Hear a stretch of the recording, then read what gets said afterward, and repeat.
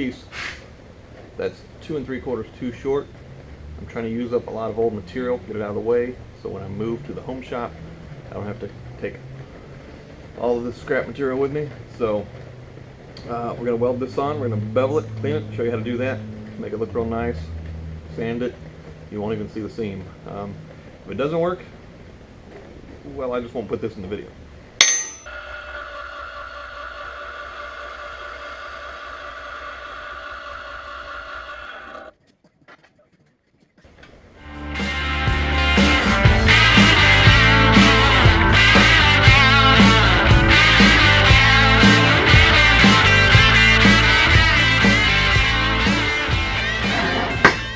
So when you're joining two pieces to make it look like one, and really when you're doing any welding at all, the most important thing is you want to take a, you want to bevel all your corners. Because if you just weld these two pieces right here together without any preparation at all your weld's going to be on top. So then you sand it down to make it look good. You get back down to this surface, there's going to be, if any at all, it's going to be a paper thin weld holding this together. So you put a bevel on each side, right? And then you put your weld on top of that, and then you sand that down. Well, then you got this weld that's inside, down in the metal, holding it all together. Does that make sense? Hope it does. Okay, let's move forward.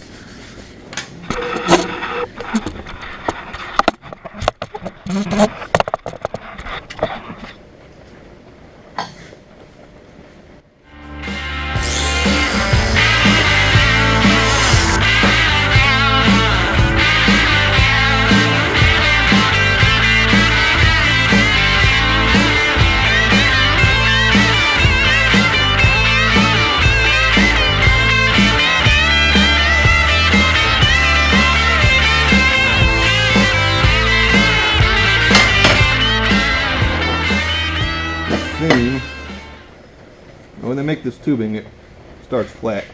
It rolls through a process of rollers, and then as it closes, there's a welder, all automated, big robotic welder, stays in the exact same place and welds that seam all the way down a 20-foot stick of this, or however long they make it.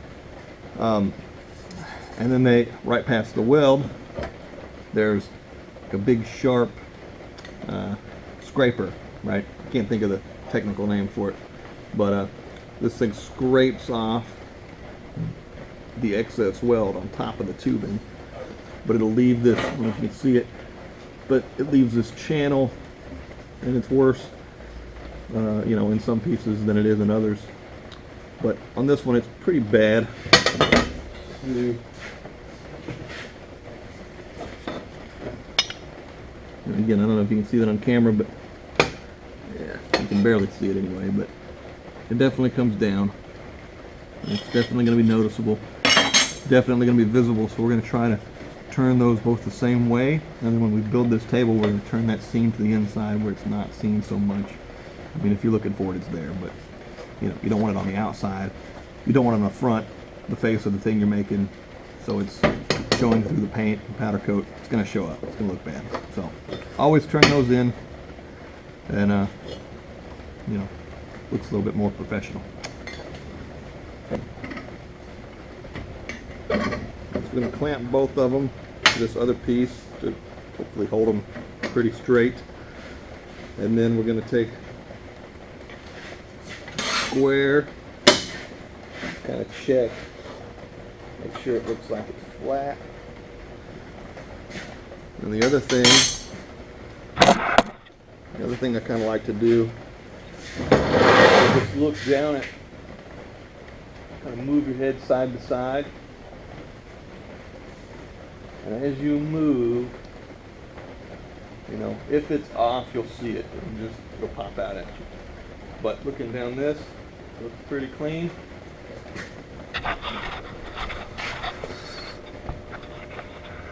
See? So we just look down it, kind of move side to side. Looks pretty straight.